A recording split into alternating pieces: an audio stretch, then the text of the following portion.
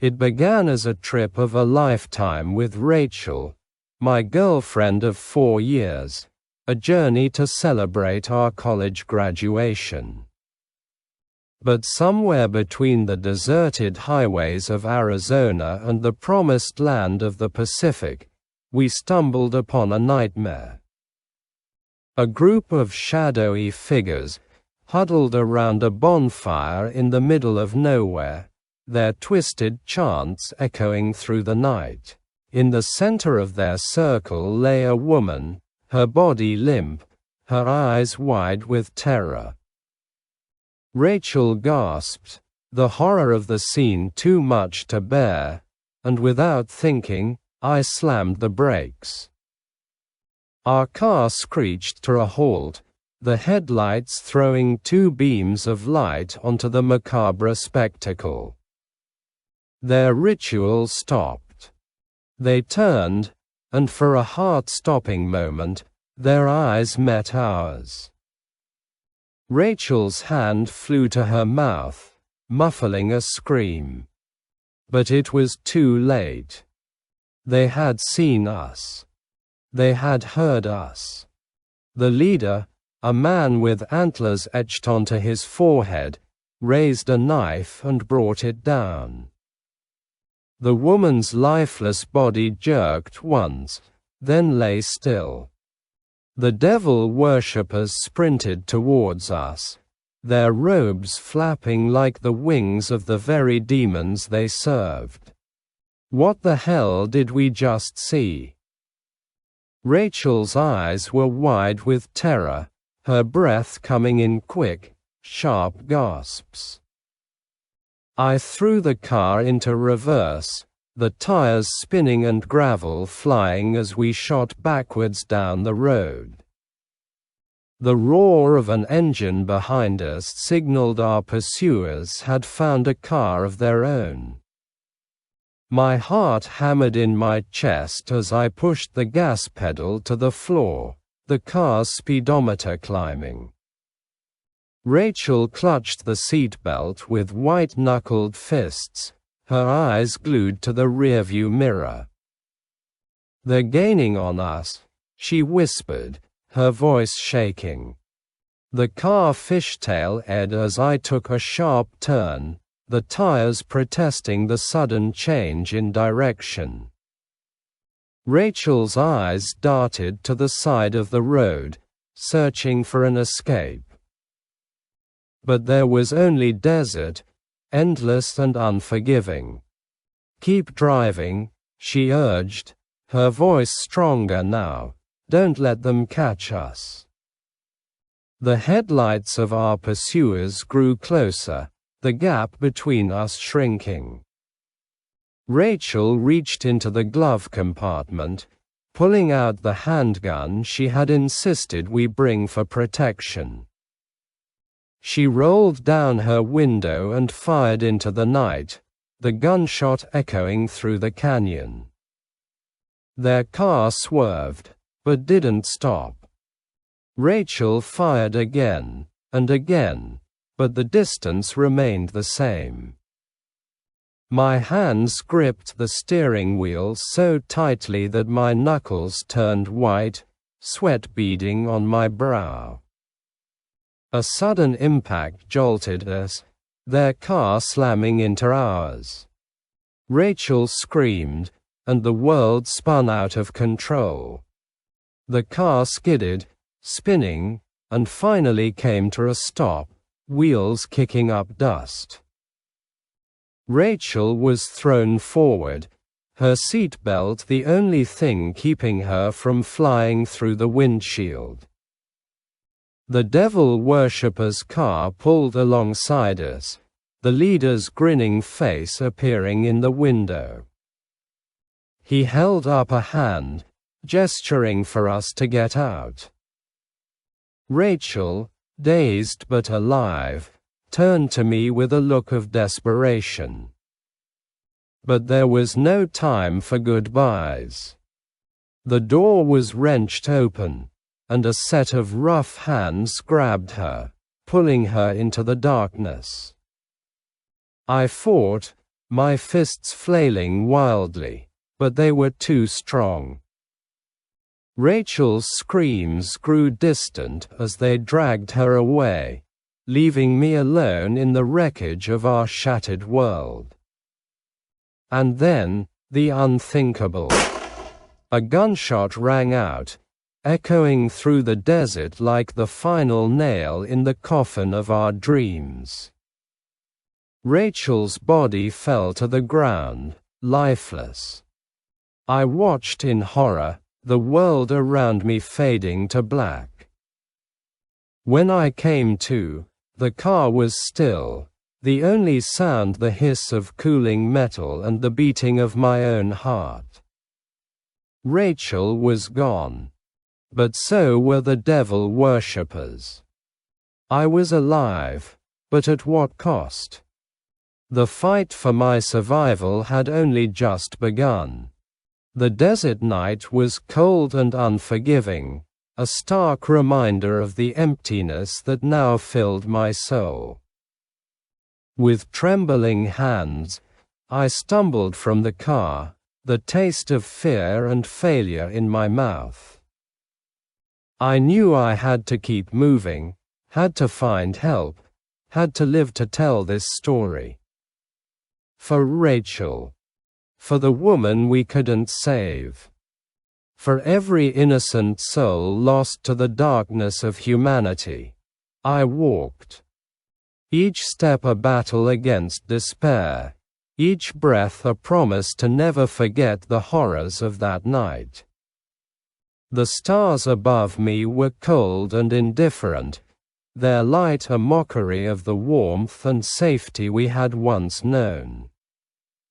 I walked until the sun began to rise, painting the desert in hues of red and gold. The horizon grew brighter, but so did the reality of what had happened. Rachel was gone, and I was lost in a land of shadows and secrets. Yet, I walked on, driven by a burning need for justice, fueled by the memory of her love. This was no longer a trip across the country. It had become a pilgrimage through hell. And as the sun climbed higher, I swore an oath to myself.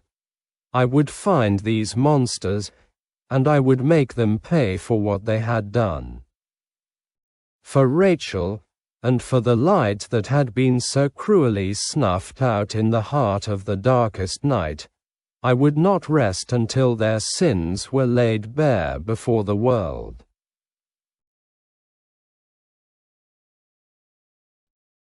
"It's here," I announced, grabbing the plastic bag from the stoop.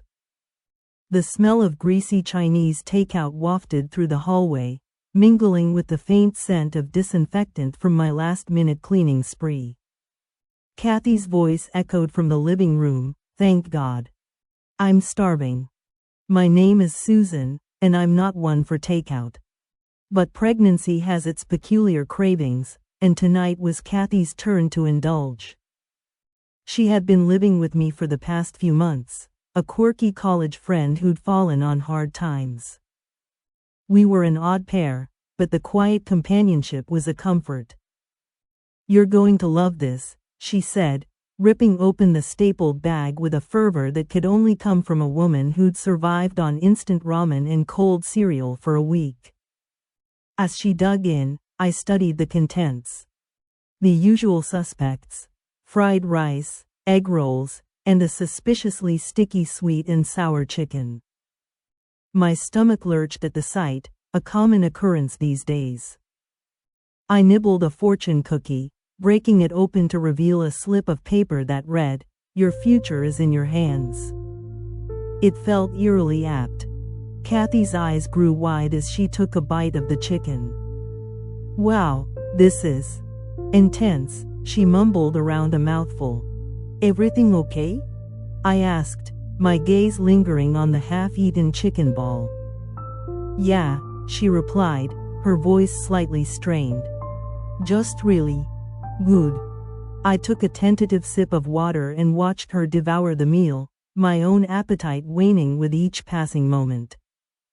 She was always the more adventurous eater, so when she started to cough, I didn't think much of it. Until her face turned an alarming shade of blue. Panic set in, and I dialed 911 with trembling hands. The operator's voice was a distant echo as I watched Kathy convulse on the floor, her breaths growing shallower until they stopped altogether. The sirens grew louder, and the room swam around me. The paramedics tried to revive her, but it was too late. She was gone, and I was left with the bitter taste of regret in my mouth. Days turned into weeks, and the police had no leads. The restaurant claimed they hadn't received any complaints, and the delivery driver's background check came back clean. It was as if the poison had appeared out of thin air, leaving no trace but a trail of grief in its wake. I couldn't shake the feeling that I'd been spared for a reason. Maybe it was the baby, a life that hadn't had the chance to experience the world's cruelty. Or perhaps it was the universe's twisted way of keeping a witness. I continued to work my mundane job, delivering food for a popular app. Each night, I'd drive through the silent streets, dropping off meals to hungry strangers. I'd watch them through their windows, wondering if tonight would be the night I'd serve someone their last supper. The job was a means to an end, a way to keep the lights on and food in the fridge. But it also gave me an eerie insight into the lives of others, a peek behind the curtains of the houses I visited. One evening, the app beeped with a new order. The address was a familiar one, a place I'd been to 100 times. But as I pulled up to the curb, the hairs on the back of my neck stood on end. The house looked different somehow, the shadows deeper, more sinister. I knocked on the door, the bag feeling heavier than usual. It swung open to reveal a man, his eyes cold and dead as he took the food without a word. The bag was stapled shut, just like the one that had killed Kathy. I drove away, my heart racing. I knew what was in those containers. The same deadly concoction that had taken my friend. And yet, I said nothing. As the days grew shorter and my belly grew larger, I couldn't ignore the whispers in the back of my mind. Who was this man? Why had he chosen me to deliver his poisoned meals? And why was I still alive? The answers eluded me, but one thing was clear. I was a part of something much larger than a simple food delivery. I was a player in a twisted game, the rules of which I didn't fully understand. And so, I kept delivering, hoping that each stapled bag was one step closer to catching the killer. But the orders never ceased, and the police remained as clueless as ever. Then one night, the app sent me to an address that was eerily familiar. My own. The door opened, and there I was, staring at myself. Only this Susan was pale, her eyes sunken, and she looked frightened. She took the bag without looking at me, her hand trembling as she closed the door. The realization hit me like a ton of bricks. I was the killer's next target. But why? Why wait so long? I raced back to the safety of my apartment, my thoughts racing. As I reached the door, I caught a glimpse of the fortune cookie on the floor, forgotten from that fateful night. Your future is in your hands. The pieces clicked into place. The poison wasn't in the food, it was in the staples. A quick search online confirmed my suspicion, a rare, odorless, and tasteless poison that could be absorbed through the skin. The kind that wouldn't be detected in a routine autopsy. The police were still looking in the wrong place, and the killer was still out there. And now, he knew where I lived. I tossed my phone across the room, watching it shatter into 100 pieces. It was time to go off the grid. I had a baby to protect and a story to keep hidden. And so, we vanished, my unborn child and me. A ghostly presence in a world that had turned against us. I'd tell them the story one day, the story of the loner food delivery driver with a deadly secret, and the pregnant woman who outsmarted him. But for now, we'd live our lives in the shadows, safe from the clutches of a killer who had never been caught. And I'd be grateful for each day, each breath, each heartbeat that echoed in the quiet of our new life together.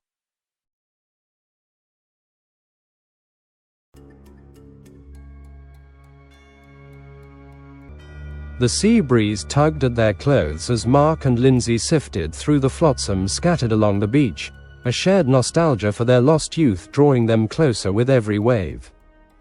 A glint of metal caught Mark's eye, partially buried in the damp sand. He reached down, digging with the enthusiasm of a child, and unearthed a pair of tarnished spectacles with tinted lenses. "Look what I found," he said, holding them up to the light. The glasses looked ancient, the kind of relic that could hold a story or two. Lindsay took them, dusting off the grit, and examined them with a curious smile. "They're like the ones old Mr. Jenkins used to wear," she mused. "Remember him?" Putting on the spectacles, she squinted and looked out to sea, expecting a change of scenery or perhaps a trick of light, but instead she saw something much more jolting. Through the foggy film, an image materialized, their childhood friend, Rachel, trapped in a nightmarish tableau. Rachel was in a room that was both familiar and foreign, her eyes wide with terror, her mouth a silent scream. She was standing in the abandoned lighthouse they had dared each other to explore countless times as kids, and she was about to take a horrific fall. Mark took the glasses, his heart racing, and saw the same scene unfold before his eyes. They had stumbled upon a window to the future, and in it, Rachel was about to meet a brutal end. Their first instinct was to laugh off the bizarre vision, but the weight of the glasses in Mark's hand, the cold metal against his skin, spoke of a truth that couldn't be denied. They had to save Rachel. Without a second thought, they sprinted through the town, ignoring the stares of the Sunday afternoon beachgoers. The lighthouse loomed in the distance, its once welcoming beacon now a symbol of the fate they were racing to prevent. Breathless, they reached the old wooden door, creaking with the echoes of their youthful dares. Inside, the air was thick with the scent of dust and decay. They climbed the winding staircase, each step resonating like a drumbeat of doom. At the top, they found Rachel, exactly as they had seen her, standing on the edge of the platform, her hand reaching out to a shadowy figure that had no right to exist in their world. "Rachel, no!"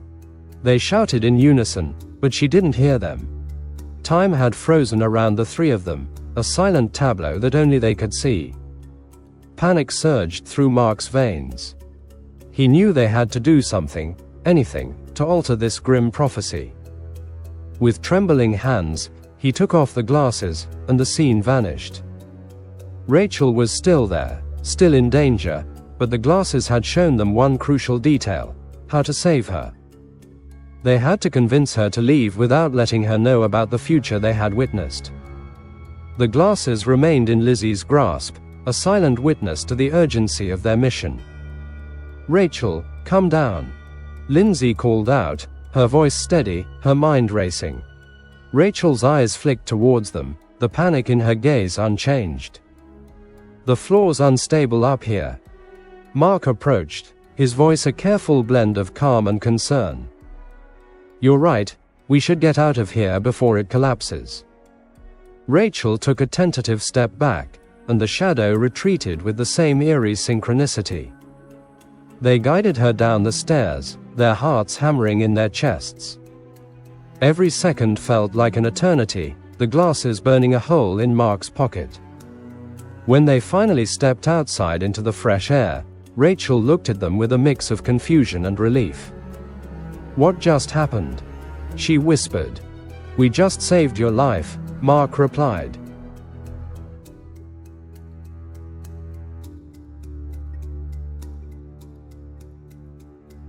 The gravity of the moment weighing on him, Rachel looked at them with a mix of skepticism and gratitude. They decided not to tell her about the spectacles, not yet, maybe never. They had cheated time and escaped the clutches of fate, but at what cost?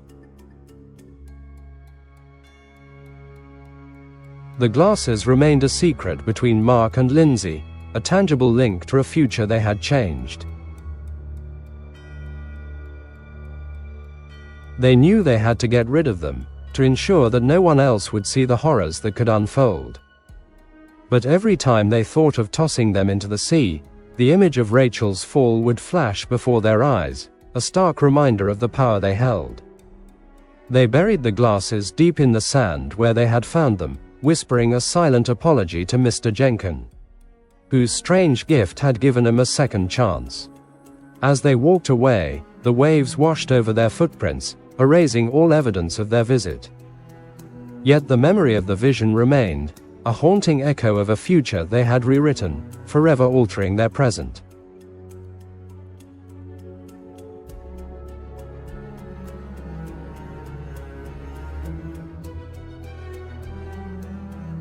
The three of them grew apart over the years, their shared secret a wall too thick to breach. But every time Mark and Lindsay saw Rachel, living her life without the shadow of that fateful day hanging over her, they knew they had made the right choice. The glasses had shown them a terrible destiny, but in their hands, they had turned it into a lifeline. And as the tides of time washed over their lives, they held on to the quiet knowledge that sometimes, the most heroic acts go unseen and untold.